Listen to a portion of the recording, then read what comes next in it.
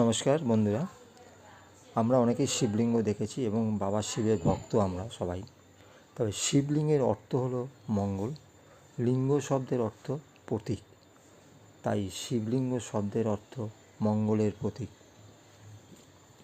তো আসুন বন্ধুরা, শিবলিঙ্গের উপরে 3টে সাদা তিলক থাকে।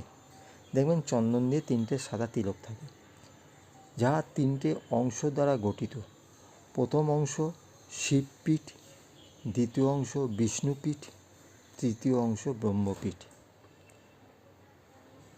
প্রথম অংশ শিবপীঠ, দ্বিতীয় অংশ বিষ্ণুপীঠ, তৃতীয় অংশ ব্রহ্মপীঠ, যা আদি অন্তহীন সত্তার প্রতীক।